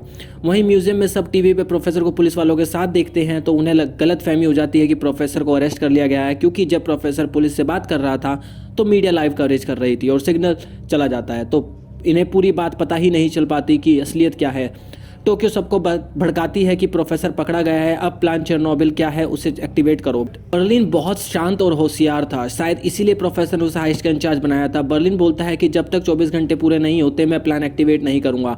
प्लान क्या है ये सिर्फ मुझे पता है। बट टोक्यो अब सबको बोलती है कि वोट कर लो और प्रोफेसर और बर्लिन के साथ है और कौन मेरे। तो टोक्यो के साथ 2 लोग थे, डेनवर एंड दूसरा ऑब्वियसली रियो। तो टोक्यो अपने लेस कंट्रोल ऑफ पेशेंस में एक बेवकूफ़ी करवा देती है। वो प्लान क्या है ये जानने के लिए वो टोक्यो डेनवर को रियो बर्लिन पे बंदूक तान देते हैं। जाहिर सी बात है बर्लिन उन्हें ये बताने वाला नहीं था, तो वो लोग उसे बंदी बना लेते हैं। और उधर दूसरी तरफ अल्बर्टो एंड प्रोफेसर दोनों कार में जा रहे होते हैं। तो प्रोफेसर जानबूझकर अल्बर्टो एंड रकेल का रिलेशनशिप के बारे में बात करता है ताकि अल्बर्टो को गुस्सा दिला सके। उसके बाद वो अल्बर्टो को गाड़ी रोकने के लिए बोलता है और उसके बाद वो कचरे में से कुछ ऐसा ढूंढने की कोशिश करता है जिससे डीएनए मिल सके। उसे किसी से नाखून मिल जाते हैं और वो उन्हें अपने वॉलेट में रख लेता है। उसके बाद वापस आके वो फिर से अल्बर्टो को बुरा भला कहता है क्योंकि अल्बर्टो का रकेल की बहन के साथ अफेयर था। और फाइनली अल्बर्टो को गुस्सा आता है और वो गाड़ी रोकता है और उसे फाइट करने लगता है। बट गाइस, प्रोफेसर सिर्फ दिमाग से ही नहीं, फिजिकली भी बहुत स्ट्रांग है ये लौंडा, क्योंकि वो एक फाइटर रह चुका था। और पहले तो वो अल्बर्टो को बहुत मारता है, फिर शोल्डर के एक पकड़ के उसे बेहोश कर देता है। और मैं बोल रहा हूँ, उसके बाद उसे जो बेस पे डीएनए का सैंपल मिला था उन्हें उन नाखूनों से साथ रिप्लेस कर देता है कचरे से उठाए थे। साथ ही एक न्यूज़पेपर को जला के उसके एशेस को उन एशेस से रिप्लेस कर देता है जो उसने अल्बर्टो ने चिमनी से उठाए थे। में तीनों बर्लिन को बांध के उसे प्लान जानने की कोशिश करते हैं। जब वो उन्हें नहीं बताता तो टोक्यो बर्लिन की रेट्रॉक्सिन की शीशी को तोड़ना शुरू करती है, जिसकी वजह से वो कुछ और महीने जिंदा रहने वाला था। बट कुछ नहीं बताता और शांत रहता है क्योंकि उसे सब की फिक्र थी। तभी मॉस्को टॉयलेट का दरवाज़ा तोड़ता है और सब वहाँ आ जाते हैं। टोक्यो उन पे भी बंदूक तान देती है बट कोई उसे नहीं डरता और नैरोबी उसे गोली चलाने को बोलती है, बट वो शांत हो जाती है और उसके बाद बर्लिन को छुड़ा लिया जाता है। बर्लिन आसानी से अपनी इंसल्ट सहने वालों में से नहीं था। वो खास करके ऐसी बेवकूफ़ी जिससे प्लान खतरे में पड़े नहीं माफ़ करने वाला था। दूसरी तरफ अल्बर्टो को होश आता है और वो प्रोफेसर को अरेस्ट कर लेता है। उससे पहले पुलिस स्टेशन ले जाता है और उसकी वाले पे हाथ उठाया है इस केस में उसको अरेस्ट कर लेता है। प्रोफेसर उसके बाद वकील को बुलाने के बहाने अपना फ़ोन मांगता है और रकेल को कॉल करता है। बट तब तक अल्बर्टो ने उसके फिंगरप्रिंट्स ले लिए थे और उसके खिलाफ एफआईआर लिख ली थी। वहीं रॉयल म्यूजियम में बर्लिन के ऑर्डर पे हेलसिंकी टोक्यो को बेहोश करता है और उसे एक स्ट्रेचर से बांध दिया जाता है। और सब बर्लिन के साथ थे रियो को छोड़कर, बट वहीं कुछ भी नहीं कर पा रहा था और बर्लिन टोक्यो को म्यूजियम से बाहर फेंक देता है। और बाहर आते ही पुलिस वाले टोक्यो को घेर लेते हैं, बट प्रोफेसर ने इन्हें इसके लिए भी तैयार किया था। हमें फिर से पास्ट टाइम दिखाया जाता है जहां प्रोफेसर बोलता है कि अगर कोई पकड़ा जाता है तो उसे छुड़ा लूँगा, बस तुम्हें उसके इंस्ट्रक्शंस फॉलो करने हैं। और वो उन्हें बोलता है कि पहले तो तुम पुलिस को सब कुछ सच सच बताओ।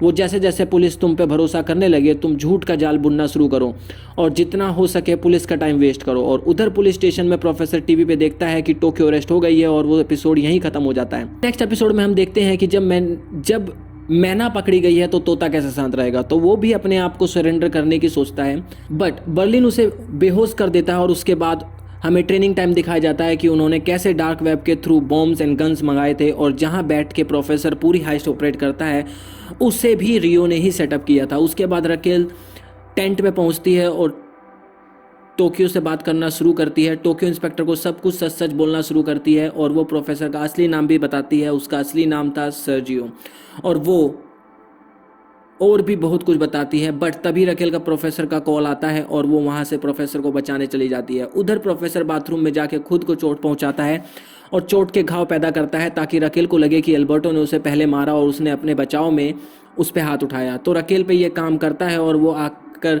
अल्बर्टो को कंप्लेन वापस लेने को बोलती है और उसके फिंगरप्रिंट्स भी फाड़ के उसके हाथ में देती है और प्रोफेसर को वहाँ से लेकर निकल जाती है। वहीं रियो बर्लिन से रिवेंज लेने के लिए विद्रोह कर देता है और वो सब होस्टेजेस के सामने बोलता है कि वो उस टनल से नहीं भागने वाले जो होस्टेजेस ने खो दिया है, वो दूसरी टनल से भागने वाले हैं। और वो आर्थुरो को आइडिया देता है कि वो लोग एक नकली गन चुरा लें और नकली गन को असली गन से रिप्लेस कर लें और ताकि वो होस्टेज वहाँ से भाग जाएं, पुलिस को जाके बता दे कि दूसरी टनल कहाँ है। उसके बाद बर्लिन उसे मार के बेहोश करता है और बर्लिन उससे मारने ही वाला था कि प्रोफेसर का कॉल आता है और बर्लिन कॉल आंसर करता है। तो प्रोफेसर पूछता है कि तुमने ऐसा क्यों किया, तुमने टोक्यो को बाहर फेंका और अब तुम रियो को मारने वाले थे। तभी नैरोबी पीछे से बर्लिन से सिर पे मारती है और उसे बेहोश करती है और प्रोफेसर को बोलती है कि अब वो इंचार्ज होगी ना कि बर्लिन। और फिर हम देखते हैं कि टोक्यो को कहीं शिफ्ट किया जा रहा है और वो पूरी सिक्योरिटी के साथ अब प्रोफेसर का सबसे पहला काम था टोक्यो को पुलिस वालों से छुड़ाना।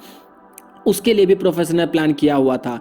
ये बंदा सच में मास्टरमाइंड था, हर पॉसिबिलिटी को सोचना और फिर उसके लिए काउंटर प्लान पहले से रखना। इस पॉइंट पे लगता है प्रोफेसर इज द अनबिलीटेबल मैन।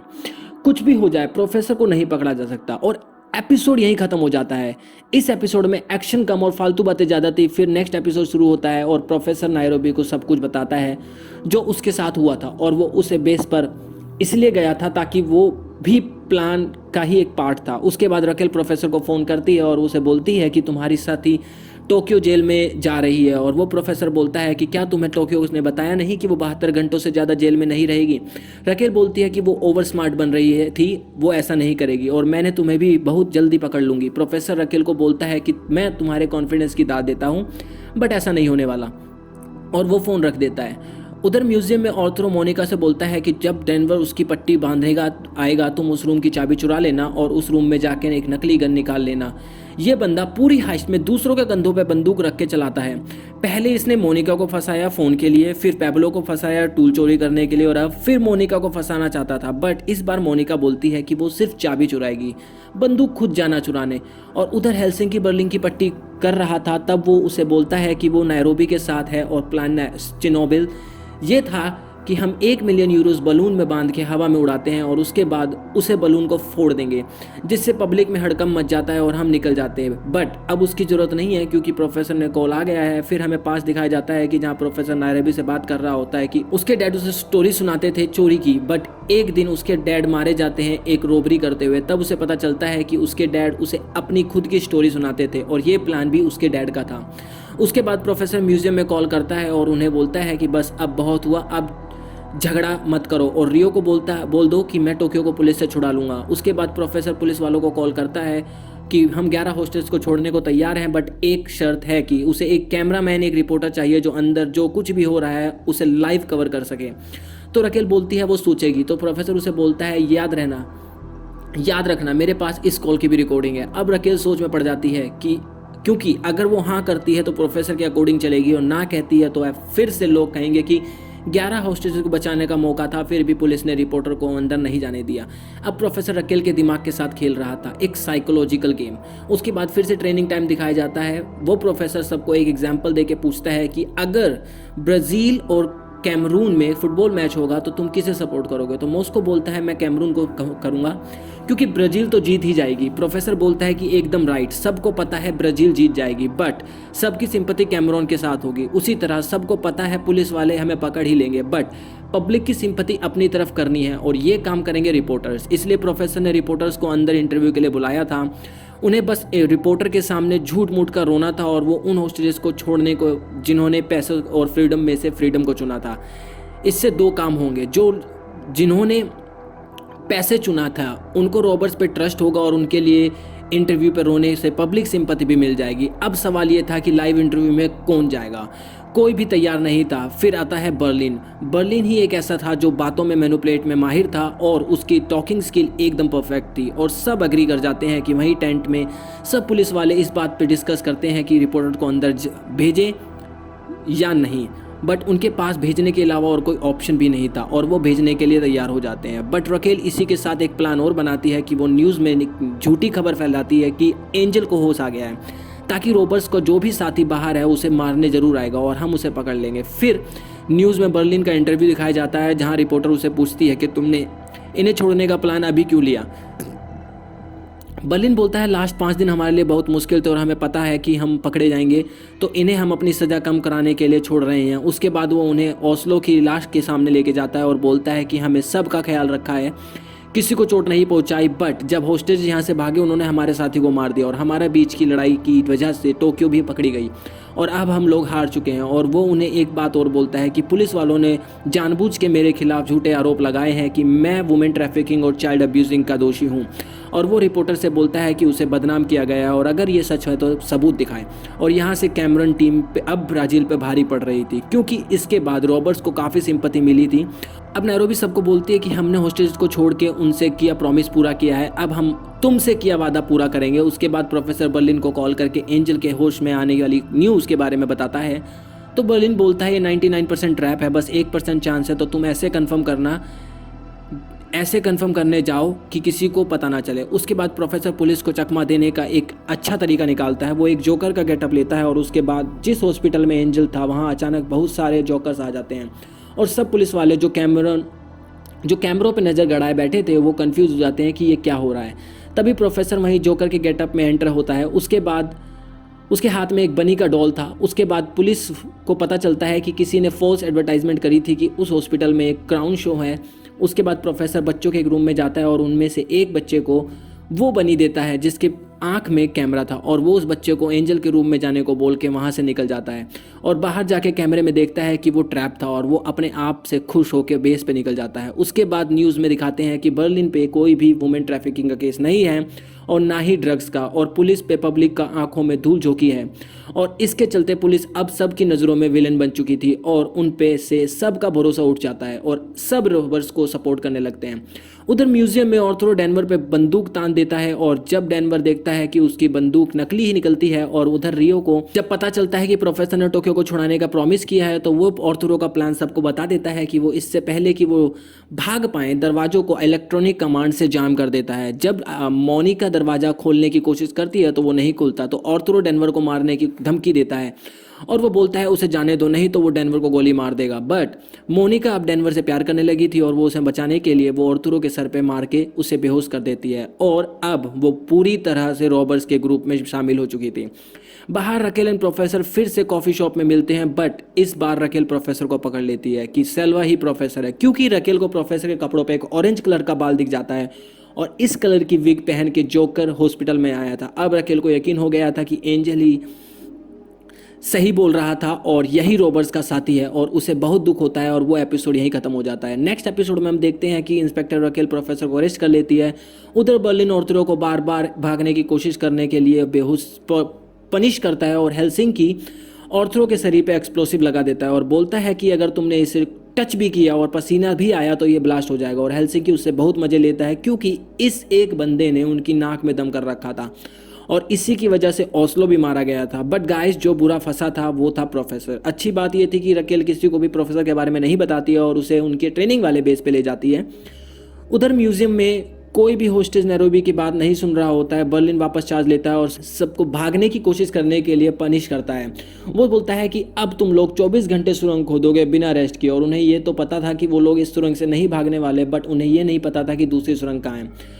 उधर सुरंग खोदने की स्पीड बढ़ने की वजह से टेंट में पुलिस वालों को पता चल जाता है कि वो बोलते हैं कि अब रॉबर्ट जल्दी ही भागने वाले हैं। उधर रकेल प्रोफेसर को उनके ट्रेनिंग वाले बेस पे बांध के इंट्रोगेट करने लगती है और प्रोफेसर वहाँ कन्फेस करता है कि उसका नाम सर्जियो है और वो उससे सच में प्यार करता है और ये उनके प्लान में नहीं था और अब उसने गलती करी थी। उसने अपने खुद का प्लान में उसने रूल नंबर 2 तोड़ा था, never get into relationship in heist. Raquel उससे पूछती है कि तुमने फिंगरप्रिंट्स किसी भी पुलिस रिकॉर्ड में कैसे नहीं है, तो वो उसे बताता है कि वो अपनी आइडेंटिटी चेंज करता रहता था और कभी अगर अरेस्ट भी हो जाता था तो फेक फिंगरप्रिंट्स देता था ताकि कभी पकड़ा ना जाए और उसका कोई भी रिकॉर्ड किसी भी पुलिस स्टेशन में ना मिले। बट वो प्रोफेसर पे भरोसा नहीं करती क्योंकि प्रोफेसर ने उसका इस्तेमाल किया था और वो कुछ सामान लेने बाहर चली जाती है। वहीं दूसरी तरफ टोक्यो को शिफ्ट किया जा रहा होता है। सडनली 2 बड़ी गाड़ियां पुलिस की गाड़ी को रोक लेती है और कुछ लोग जल्दी से गाड़ी पे शीशों पे काला पेंट करके गाड़ी पे बम लगा देते हैं। ये देख के पुलिस वाले जल्दी से गाड़ी से बाहर आ जाते हैं और ये आर्म लोग जो प्रोफेसर के आदमी थे उन्हें पकड़ लेते हैं और उन्हें बांध के टोक्यो को अपने साथ ले जाते हैं और उसके बाद वो टोक्यो को एक फ़ोन देते हैं और उसे बोलते हैं कि इस प्रोफेसर को कॉल करना। उसके बाद वो टोक्यो को एक पुलिस सूट और एक डर्ट बाइक भी देते हैं और टोक्यो वहाँ से निकल जाती है। उधर रकेल एक लाई डिटेक्टर लेके आती है और प्रोफेसर को सब कुछ बोलने को बोलती है। उसके बाद प्रोफेसर उसे उसका सारा प्लान सच बताता है और उसे बोलता है सब कुछ प्लान था बट तुम्हारे प्यार में गिरना प्लान में नहीं था, और लाई डिटेक्टर सब कुछ ट्रू बताता है। उसके बाद रकेल उससे बोलती है कि मैंने तुम्हारे बारे में किसी को नहीं बताया बट अब बताऊंगी। तभी प्रोफेसर अचानक से रकेल पे हमला कर देता है और उसे ठीक उसी तरह बेहोश करता है जैसे उसने अल्बर्टो को किया था। उसके बाद टोक्यो प्रोफेसर की जगह रियो को कॉल करती है और उसे बोलती है कि प्रोफेसर ने उसे छुड़ा लिया है और वो म्यूजियम में वापस आ रही है, दरवाज़ा खोलो। और वो सबको सामने से बाइक पे राइड करते हुए म्यूजियम की तरफ चल पड़ती है। रियो दरवाज़ा खुलवाता है और गाइस ये सीन गूज़बम्स पैदा कर देता है। ये करने की हिम्मत पूरी हाइस्ट में किसी के अंदर नहीं थी, ये थी तो सिर्फ टोक्यो में, और हो सकता है इसी वजह से शायद इसी हिम्मत और पागलपन के लिए ही प्रोफेसर ने उसे हाइस्ट में शामिल किया था। और वो सब पुलिस वालों के सामने से गोलियों से बचते हुए म्यूजियम के अंदर एंटर करती है और उसको कवर फायर दे रहे होते हैं मॉस्को, डेनवर और बर्लिन। बट दुख की बात यह होती है कि इस फायरिंग में मॉस्को को चेस्ट में और पैर पे गोली लगती है और तभी म्यूजियम के दरवाजे बंद कर दिए जाते हैं। डेनवर मॉस्को को अंदर लेके आता है। उसके बाद मॉस्को इंजर्ड होने की वजह से वो लोग मेडिकल टीम की डिमांड करते हैं बट पुलिस वाले मना कर देते हैं। तो मॉस्को डेनवर को बोलता है कि जो टनल वो खुद रहा था उसे पूरा करो, अब सीरीज का एंड आ चुका था। क्योंकि नेक्स्ट 15 घंटों में रॉबर्ट्स को सारा पैसा लेकर भाग निकलना था और तब भी टनल कुछ मीटर खोदना बाकी था। अंदर प्रोफेसर रकेल के साथ फंसा था। वो रकेल होश में आती है तो प्रोफेसर पे गन तान देती है, बट प्रोफेसर ने पहले ही उसके फ़ोन और कार की कीज़ ले ली थी और उसे बोलता है कि मैं जा रहा हूँ, अगर गोली चलानी है तो अभी चला दो, क्योंकि उसके बाद वो उसके हाथ नहीं आएगा। और रकेल प्यार के हाथों मजबूर उस पर गोली नहीं चला पाती। ये साला प्यार होता ही कुत्ती चीज़ है, मैं बोल रहा हूँ। अच्छे खासे आदमी को कमज़ोर बना देता है। और अब रॉबर्ट्स का बेस काफ़ी दूर था तो रकेल के लिए रास्ता आसान नहीं होने वाला था। उसे पैदल ही सारा रास्ता पार करना पड़ता है और तब तक प्रोफेसर बेस पे पहुंच जाता है और जहां से वो सब कंट्रोल कर रहा था। प्रोफेसर ने सबको थोड़ी बहुत मेडिकल ट्रेनिंग भी दी थी, बट वो लोग चेस्ट की और पेट की गोली नहीं निकाल सकते थे। तो मॉस्को बोलता है मेरी फिक्र मत करो, तुम टनल खोदो। तो डेनवर और रियो टनल खोदना शुरू करते हैं और प्रोफेसर बर्लिन को बोलता है जितनी मनी हाई पॉइंट हो चुकी है उतनी करो, वहाँ से निकलो, मुझे पुलिस ने आइडेंटिफाई कर लिया है और पुलिस यहाँ कभी भी आ पहुँच सकती है। उधर पुलिस वालों को सेल्वा के बारे में पता चल जाता है कि वो सोचते हैं कि रकेल रॉबर्ट्स का मिली हुई है और एंजल नहीं। वो रॉबर्ट्स को सारी इन्फॉर्मेशन दे रही थी और उसे हाइस्ट से केस से बाहर कर दिया जाता है और उसका बैच और गन ले लिया जाता है। उसके बाद पुलिस रकेल के साथ उसके बेस पे ले जाने को बोलती है, बट तब पता चलता है कि जहाँ प्रोफेसर रकेल को ले गया था वो उनका बेस था ही नहीं, जहाँ एंजल गया था वो उनका असली बेस था। तो जब रकेल उन्हें वहाँ से लेके जाती है तो वहाँ उन्हें कुछ नहीं मिलता और इधर असली बेस पे प्रोफेसर के लोग बाहर से टनल खोदते हैं और रॉबर्ट्स अंदर से। मॉस्को ऑलमोस्ट मरने ही वाला था। वहाँ रकेल हॉस्पिटल से एंजल को बैच चुरा के अकेले ही निकल पड़ती है प्रोफेसर को ढूंढने। उसके बाद वो अपने घर पर मैप में लोकेशन सेट करती है कॉफ़ी शॉप की और उसके बाद प्रोफेसर का रूट पता करती है सीसीटीवी फुटेज के थ्रू कि वो किस रास्ते से निकल आता है और इस तरह वो उसका बेस ढूंढ कर शुरू कर देती है। और वहीं डेनवर जब टनल खोद रहा होता तो मोनिका वहाँ आती है और उसको मॉस्को के बारे में बोलती है। डेनवर जब वहाँ पहुँचता है तो मॉस्को अपनी आखिरी सांसें ले रहा होता है। वो मोनिका को बोलता है कि इसका ख्याल रखना और वो मर जाता है और बर्लिन ये खबर प्रोफेसर को देता है और प्रोफेसर बहुत रोता है। अब हाइस्ट में मौजूद लोगों में 2 लोग मारे जा चुके थे, ओस्लो एंड मॉस्को, और उधर एंजल भी हॉस्पिटल में होश में आ जाता है और एपिसोड यहीं ख़त्म हो जाता है। और गाइस इसी के साथ हम पहुंचते हैं अपने लास्ट एपिसोड में। ये एपिसोड शुरू होता है जहां रकेल सीसीटीवी की फुटेज की मदद से प्रोफेसर को असली बेस ढूंढ लेती है और जैसे ही वो एंटर करती है प्रोफेसर के लोग उसे बंदी बना लेते हैं और बांध देते हैं। और उधर म्यूजियम के बाहर पुलिस इंस्पेक्टर सोरेज को केस का इंचार्ज बना देता है और वो म्यूजियम में अंदर एंटर करने के लिए ऑर्डर देता है और ताकि होस्टेज को छुड़ाया जा सके और रॉबर्ट्स को पकड़ा जा सके। वहीं रकेल के फ़ोन पे एंजल का कॉल आता है, बट प्रोफेसर उसे एंजल को ये बोलने को बोलता है कि जब तक मैं वहाँ नहीं आती तुम किसी को कुछ मत बोलना। तो एंजल उसे पूछता है मुझे पता चला तुम्हें केस से निकाल दिया गया है, बट किसी को मत बोलना मेरे होश में आने के बारे में, मैं इंतजार करूंगा। बट पुलिस को एंजल के बारे में पता चल जाता है उसके कॉल रिकॉर्ड से। उधर रकेल प्रोफेसर को बोलती है कि मुझे जाने दो, मुझे एंजल से मिलना पड़ेगा और प्रोफेसर उसे जाने देता है। उधर बर्लिन नायरोबी को प्रेस रोकने को बोलता है और वो लोग 2400 मिलियन तो नहीं छाप पाते बट ऑलमोस्ट 2000 मिलियन का अमाउंट छाप चुके होते हैं। बट क्योंकि 2 शेयर्स कम हो चुके थे, क्योंकि मॉस्को एंड ओस्लो मार चुके थे, तो जितने एक आदमी को हिस्से में आने वाले थे टोटल अमाउंट उतना ही हो चुका था। उसके बाद रियो होस्टेज की खोदी हुई टनल को एक्सप्लोजिव लगाता है ताकि पुलिस उन्हें डिफ्यूज करने में बिजी हो जाए, उन्हें और टाइम मिल सके। उधर प्रोफेसर भी टनल के थ्रू म्यूजियम में अंदर पहुंचता है और मॉस्को और ओस्लो को आखिरी विदाई देता है और वो लोग पैसा म्यूजियम से टनल के थ्रू बाहर निकालना शुरू करते हैं और पैसा निकालने में उन्हें 4 से 5 घंटे लगने वाले थे। टाइम चाहिए था क्योंकि पुलिस अब गेट पे खड़ी थी और वो अंदर आने के लिए रेडी थी। उधर रकेल एंजल से मिलती है और उसे पुलिस को कुछ भी नहीं बताने को मना करती है क्योंकि वो डिसाइड नहीं कर पा रही थी कि कौन सही है और कौन गलत। तभी वहाँ पुलिस आ जाती है और रकेल को अरेस्ट कर लेती है और रकेल भी और एंजल भी उन्हें कुछ नहीं बताता। दूसरी तरफ बैंक में एक्शन शुरू हो चुका था क्योंकि पुलिस बैंक में एंटर हो चुकी थी और वो टोक्यो और रियो उस पर फायर करना शुरू कर रहे थे। तो सब लोग टनल से निकलना शुरू करते हैं और रियो एंड टोक्यो भी उसी तरफ बढ़ते रहते हैं। अब पुलिस वालों को सब होस्टेज मिल जाते हैं और वो उन्हें रिलीज़ कराते हैं और फिर उन्हें रास्ते में रियो के लगाए हुए एक्सप्लोजिव मिलते हैं। अब वो उन्हें डिफ्यूज़ करने में लग जाते हैं और उन्हें डिफ्यूज़ करने में बहुत टाइम लगने वाला था। तब तक पुलिस वाले दूसरा रास्ता ढूंढ रहे थे। उन्हें ऑर्थरो और बाकी कुछ होस्टेजेस मिलते हैं जो टनल खोद रहे थे, उन्हें भी रेस्क्यू किया जाता है और उससे बचा के अब बचते हैं बर्लिन, नायरोबी और हेलसिंकी और एक होस्टेज जिसे बर्लिन प्यार करने लगा था। अब बर्लिन सबको बोलता है कि तुम लोग आगे जाओ, मैं पुलिस को उलझा के रखता हूँ। तो बर्लिन और उसकी होस्टेज गर्लफ्रेंड रुकती है, सब निकलना शुरू करते हैं। जैसे ही पुलिस वोल्ट के पास पहुंचती है बर्लिन उन पे फायर करता है और वो मशीन गन से उन पे फायर कर देता है। दूसरी तरफ रकेल पुलिस के प्रोफेसर के बेस पे बारे में बता देती है ना चाहते हुए भी। दूसरी टीम प्रोफेसर के बेस की तरफ बढ़ रही थी तो प्रोफेसर सबको बोलता है कि कपड़े बदल लो, और बर्लिन जो हमें सबका फेवरेट कैरेक्टर था वो सबकी जान बचाने के लिए अपनी जान दे देता है और वो मारा जाता है। फिर पुलिस वाले टनल के थ्रू दूसरी टीम बेस पे पहुंच जाती है और वो जब पुलिस टनल के थ्रू बेस पे पहुंचती है तो पूरा बेस खाली होता है और वो सब रॉबर्स वहाँ से भाग चुके थे, और वो कैसे भागे थे वो हमें अब दिखाया जाता है। उसी बेस के पीछे से रास्ते से एक कंटेनर जिसमें पैसे थे उसमें हेल्सिंकी और प्रोफेसर भाग जाते हैं, और पुलिस रास्ते में उस कंटेनर को नोटिस तक ही नहीं करती और बाकी लोग अच्छे कपड़े पहन के आम लोगों में शामिल हो जाते हैं और 2400 मिलियन तो नहीं बट 2000 मिलियन लेके वहाँ से निकल जाते हैं और हाइस्ट सक्सेसफुल रहती है। उसके बाद टाइम जंप आता है और हमें सीधा 1 साल बाद की कहानी दिखाई जाती है, जहाँ न्यूज़ में दिखाते हैं कि 1 साल हो चुका है, अभी तक एक भी रॉबर पकड़ा नहीं गया है। उसके बाद प्रोफेसर को दिया हुआ एक पोस्ट कार्ड रकेल को मिलता है जिसमें उसे एक लोकेशन मिलती है, तो रकेल उस लोकेशन को फॉलो करती है, उस लोकेशन में पहुंचती है और उसका फ़ोन स्विच ऑफ हो जाता है। तो वो वहाँ चार्जर मांगती है और वो वहाँ पे प्रोफेसर बैठा हुआ होता है, वो उसे उसी अंदाज में मिलता है जैसे वो पहली बार कॉफ़ी शॉप में मिले थे और कहता है मेरा फ़ोन यूज़ कर लो। एंड रकेल हंसने लगती है और मनी हाइस्ट का ये सेशन ख़त्म हो जाता है और एक माइंड ब्लोइंग स्टोरी भी एंड होती है। ये कहानी आपको बांधे रखती है और इस कहानी के अंदर इतने उतार चढ़ाव आते हैं कि अगर आप उस वक्त उस सीन को देख रहे हो तो गूज बम्स खड़े हो जाते हैं। तो गाइज आज की ये वीडियो यहीं पे ख़त्म करते हैं, मिलते हैं आपसे नेक्स्ट वीडियो में, तब तक के लिए स्टे सेफ।